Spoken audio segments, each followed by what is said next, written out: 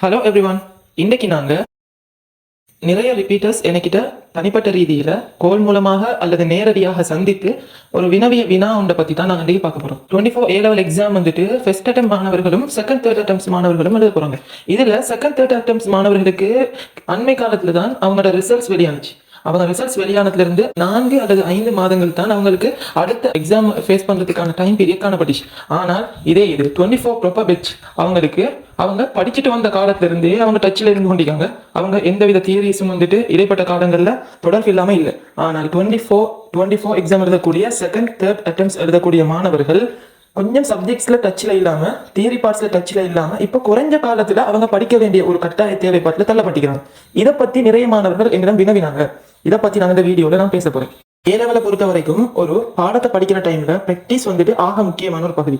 நாங்கள் ப்ராக்டிஸ் வந்துட்டு ஒரு குறிப்பிட்ட காலத்துக்கு பண்ணலையாம் என்று சொன்னால் நாங்கள் டச்சில் இருக்க மாட்டோம். ஆக எங்களுக்கு மீண்டும் அதை ரிவைஸ் பண்ணி எடுக்கிறதுக்கு, அந்த தியரிஸை மீட் எடுக்கிறதுக்கு கொஞ்சம் சிரமமாக இருக்கும். ஆனால் இந்த பிரச்சனை இந்த பெச்சுக்கு மட்டும் இல்லை, காலகாலமாக எல்லா பெச்சுக்கும் இருந்துட்டே இருக்கு.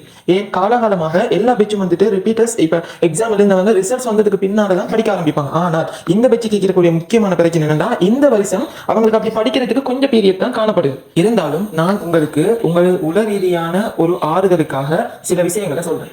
முதலாவது, பொதுவாக கணக்கெடுப்பின்படி ஒரு வருஷத்துல யூனிவர்சிட்டிக்கு மெடிக்கல் ஃபேக்கல்ட்டி அல்லது இன்ஜினியரிங் ஃபேக்கல்ட்டி அப்படி அதே போல டாப் லெவல் கோர்சஸ் வந்துட்டு செலக்ட் ஆகிற மாணவர்கள் பட்டியலில் ஆக கூடுதலாக செகண்ட் தேர்ட் சை மாணவர்கள் தான் காணப்படுகின்றார்கள். அவர்கள் தொடர்ந்து அந்த பாடத்தில் டச்சில் இல்லாதவர்கள் என்றாலும் அவங்க தான் அதிக அளவில் தெரிவு செய்யப்படுகின்றார்கள். இதே போல ஆனால் ஃபர்ஸ்ட் அட்டெம்ப்ட் மாணவர்கள் கூடிய ரிசல்ட்ஸ் எடுக்கிற பட்டியலில் முதலிடம், அதாவது ஃபர்ஸ்ட் செகண்ட் தேர்ட் ஃபோர்த் அப்படி கூடிய ரிசல்ட்ஸ் எடுக்கிறதுல அவங்க முதலிடம் இருந்தாலும் செகண்ட் தேர்ட் அட்டெம்ப்ட்ஸ் மாணவர்கள் அதிக அளவாக செலக்ட் ஆகிறாங்க. பொதுவாக நீங்க உங்களோட ஏரியாவில் இருக்கிற யூனிவர்சிட்டி நானாமார் தாத்தாமார் கேட்டு பார்த்தா தெரியும்.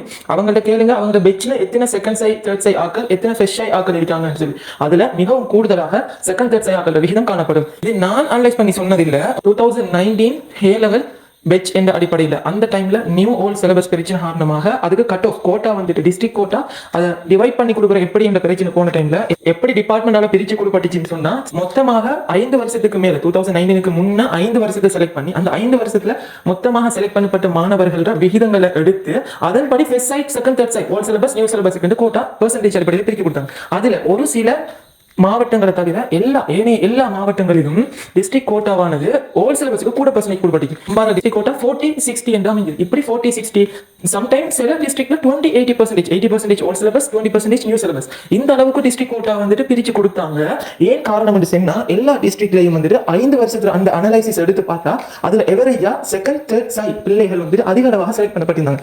ஆகவே நான் என்ன சொல்ல வரேன்னா, செகண்ட் தேர்ட் சை மாணவர்கள் நீங்க இப்பதான் படிக்கிறோம், இப்பதான் கொஞ்ச காலம் டச்சில் இல்ல, ஃபெசை மாணவர்கள் மாதிரி நாங்க ஒரு ஃப்ளோல இல்ல, இப்பதான் நாங்க பிராக்டிஸ் திருப்பி பண்ணணும், திருப்பி ரிவைஸ் பண்ணணுங்கிற நிறைய பிரச்சனைகள் இருந்தாலும் நான் உங்களுக்கு சொல்ற ஒரே ஒரு விஷயம் என்னன்னா, செகண்ட் தேர்ட் சை மாணவர்கள் ஆல்ரெடி தியரி நீங்க கம்ப்ளீட் பண்ணிட்டீங்க. தியரி நீங்க ஏற்கனவே உங்க கைகளில் காணப்படுது. உங்களுக்கு இந்த தியரிஸை ஒன் டைம் 2 டைம்ஸ் படிச்சு ரிவைஸ் பண்ணாலே போதும். நீங்க இந்த தியரிஸ்ல பெருசா ஹார்ட் ஒர்க் பண்ண தேவையில்லை. நீங்க பாஸ் பேப்பர்ஸ்ல நல்லா மெனக்கடுங்க. இந்த ஃபெசை மாணவர்கள் தொடர்ந்தும் டச்சில் இருந்தாலும் ஏன் செகண்ட் தேர்ட் சை மாணவர்கள் கூடுதலாக யூனிவர்சிட்டிக்கு மெடிசின், டென்டல் அப்படியான கோர்சஸ்ல செலக்ட் ஆகிறதுக்கான காரணம், முதலாவது செகண்ட் தேர்ட் சை மாணவர்கள் தியரிஸ் வந்துட்டு மெனக்கட மாட்டாங்க, கிளாஸஸ் நிறைய போக மாட்டாங்க, அவங்களுக்கு செல்ஃப் ஸ்டடிக்கான டைம் கூடுதலாக காணப்படும். இது முதலாவது பாசிட்டிவிட்டி.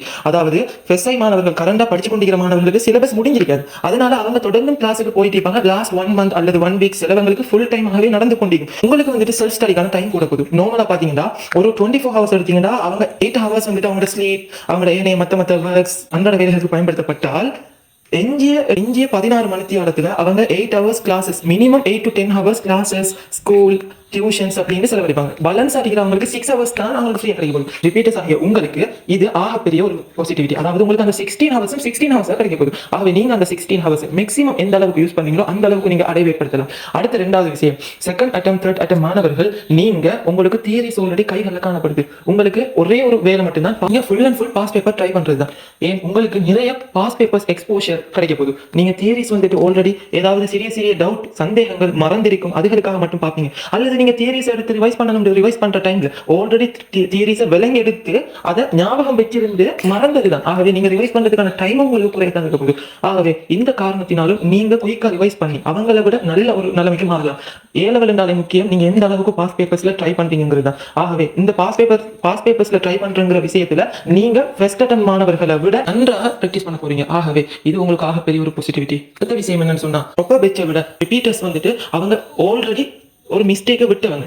அவங்களுக்கு நிறைய பேருக்கு தான் விட்ட மிஸ்டேக் எது, தான் படிச்ச மெத்தட்ல பிள்ளையா, தான் படிச்ச நோட்ஸ் பிள்ளையா, அல்லது ஒழுங்கான ட்ரெக்ல நான் A level படிக்கலையா, இல்ல நான் இந்த மிஸ்டேக் விட்டனா அப்படின்னு உங்களுக்கு உங்களோட மிஸ்டேக்ஸ் ஐடென்டிஃபை பண்ண ஏழுமாக இருக்கும். அதே இது ப்ராப்பர் பேட்சுக்கு ஐடென்டிஃபை பண்ண கஷ்டமாக காணப்படும். இது ஒரு பெரிய நெகட்டிவிட்டி. அடுத்த காரணம் தான், நார்மலாகவே எங்களுக்குள்ள ஒரு வைராக்கியம் உருவாகும். எனவே ஃபர்ஸ்ட் அட்டெம்ப்ட்ல அல்லது செகண்ட் அட்டெம்ப்ட்ல தான் அடைய நினைச்சது அடையாததுனால உங்களுக்குள்ள உள்ளத்துல ஒரு வெறி உருவாகும். அந்த வெறி அதுவே உங்களுக்கு தனி ஒரு மோட்டிவேஷனாக மாறும். இது நிறைய பேருக்கு நடந்திருக்கு. நிறைய பேர் வந்துட்டு நிறைய ஒரு குடும்ப உறவுகள் அல்லது நண்பர்கள் இப்படி நிறைய பேர் நிறைய விதமாக பேசுவாங்க. இந்த பேச்சுக்கள தாக்கங்கள் சிலர் மென்டலி பாதிச்சாலும், ஆனால் நிறைய பேருக்கு இதுவே தனி ஒரு மோட்டிவேஷனாக மாறி அவர்கள் செகண்ட் தேர்ட் சைட்ல என்ன பண்றதுக்கு காரணமாக இருக்கு. இப்படி நிறைய காரணங்கள் அடுக்கிக் கொண்டே போகலாம். ஆகவே நான் சொல்றது என்னன்னா, உங்களுக்கு இன்னும் காலம் இருக்கு. நீங்க ப்ராப்பர் பேட்ச் அவங்கள பாருங்க. அவங்க வந்துட்டு ஃப்ரீ டைம் கிடைக்காம, ஸ்டடி பண்றதுக்கு டைம் கிடைக்காம, அவங்க அந்த டைம்லயே படிச்சுட்டு போகணும், படிச்ச டைம்லயே பாஸ் பேப்பர் செய்யணும், பாஸ் பேப்பர் சின்ன கெப்ல செய்யணும், விலங்கு எடுக்கணும், அது எல்லாத்தையும் மெதட்டொண்டாக படிக்கணும்.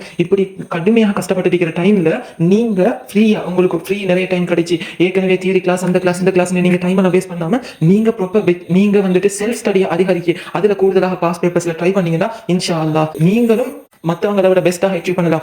ஏன் ஃபெஸ்ஸைல அந்த சின்ன பெர்சன்டேஜ் ஹை ஸ்கோர் பண்றாங்கன்னு சொன்னா, இவ்வளவு விஷயங்களையும் தாக்கு பிடிச்சி அவங்க மேனேஜ் பண்ணி ஸ்டடி சரியான ட்ராக்ல வந்துட்டு விழுந்ததால அவங்க வந்துட்டு ஃபெஸ்ஸைலேயே தப்பிச்சு முன்னுக்காக, அதுவும் ஹை ஸ்கோர்ஸ்ல ஃபர்ஸ்ட் செகண்ட் தேர்ட் அப்படியான ரேங்க்ஸ் எல்லாம் கூடுதலாக ஃபெஸ்ஸை மாணவர்கள் கிடைக்கும். ஆனால் கூடுதலாக எப்படி பண்றது செகண்ட் தேர்ட் மாணவர்கள் கிடைக்கும். ஆகவே அவங்க வந்துட்டு சக்சஸ் ஆனதுக்கான காரணம் அவங்க சரியான ட்ராக்ல விழுந்தது. ஆனால் இப்ப செகண்ட் தேர்ட் அட்டம் நீங்க சக்சஸ் ஆனது காரணம் உங்களுக்கு நிறைய வழி இருக்கிறது. ஆகவே செகண்ட் தேர்ட் அட்டம் இது எங்களுக்கு பெரிய நெகட்டிவிட்டி, நாங்கள் லைஃப்ல தோத்துட்டோமே திருப்பி தோத்துருவோம் அப்படி பயப்பட வேணாம். நீங்க தோத்ததுக்கான மிஸ்டேக்ஸை பாருங்க, அந்த மிஸ்டேக்ஸை கரெக்ட் பண்ணிட்டு போயிட்டே இருக்கீங்க. அடுத்தது ஒரு விஷயம் தான், நிறைய செகண்ட் தேர்ட் சை மாணவர்கள் வந்துட்டு என்கிட்ட சொல்ற விஷயம், எங்களுக்கு செகண்ட் தேர்ட் சை இது வயசு போய் கொண்டிருக்கேன், நான் ஃபெஸ்ட்ல கிடைச்ச கோர்ஸுக்கு போகட்டுமான்னு கொஞ்சம் ட்ரை பண்ணா தன்னால அடைய ஏழுமான மாணவர்கள் கூட பின்தங்குற காரணம் வயது போகுதே, அல்லது ஒரு இயர் பிந்துதே, பெக்காகிறோமே, எங்களோட ப்ராப்பர் ஸ்கூல் பெச்சை விட நாங்கள் பிந்துறோமே, அப்படி ஒன்றும் நீங்க நினைக்காதீங்க. இதெல்லாம் வந்துட்டு உங்களுக்குள்ள உருவாகிற டிமோட்டிவேஷன்ஸ். இதெல்லாம் நீங்க தூக்கி போட்டுட்டு, ஒரு மாணவன் மெடிக்கல் ஃபேக்கல்டி செலக்ட் ஆகிறான், அவன் செகண்ட் தேர்ட் அட்டெம்ப்ட்ல வெளியாகிறான், இன்னொரு மாணவன் ஃபர்ஸ்ட் அட்டெம்ப்ட்ல வெளியாகிறான். ஆனால் வெளியாகிற டைம்ல ரெண்டு பேருக்குமே பட்டம் MBBS தான், ரெண்டு பேருக்கும் பட்டம் இன்ஜினியர் தான், ரெண்டு பேருக்கும் ஸ்பெஷல் தான், கன்சல்டன்ட் தான். அப்படி அவங்களுக்கு இத்தனாவது இயர்ல பாஸ் பண்ணவர், செகண்ட் ஷைல பாஸ் பண்ணவர், அப்படி எந்த பட்டமும் கிடைக்க போறது. அதுக்கு பின்னால ஷையை மறந்துடுவாங்க. அதுக்கு பின்னால யூனிவர்சிட்டியில என்ன பெச்சோ அந்த பெச்சோடயே எல்லாரும் பெச்சாக இன்டிமேட் கலந்துருவாங்க. நிறைய பேருக்கு தன் ஃப்ரெண்ட் என்ன ஷைன்றே தெரியாது. எனக்கும் கூட நிறைய ஃப்ரெண்ட்ஸ் என்ன ஷை, எத்தனாவது ஷை என்னும் தெரியாது. அந்த அளவுக்கு அந்த ஷைங்கிறதே விளங்காது. லைஃப்ல வந்துட்டு ஏஜ்ங்கிறது ஜஸ்ட் நம்பர். அது நீங்க A level படிக்கணுமா, A level இன்னொரு முறை ட்ரை பண்ணணுமா இல்லையாங்கிறத தீர்மானிக்கிற ஒரு பெரியதாக பார்க்காதீங்க. இந்த வீடியோ உங்களுக்கு பயனுள்ளதாக இருந்தா, ஸ்ட்ரெஸ் ரிலீஃபாக இருந்தா, இது உங்களுக்கு ஸ்ட்ரெஸ்ஸாக இருக்கக்கூடிய எல்லா ஃப்ரெண்ட்ஸுக்கும் எல்லா ஸ்ட்ரீம் மாணவர்களுக்கும் ஷேர் பண்ணுங்க. ஜஸாக்கல்லாஹு கைர். தேங்க்யூ.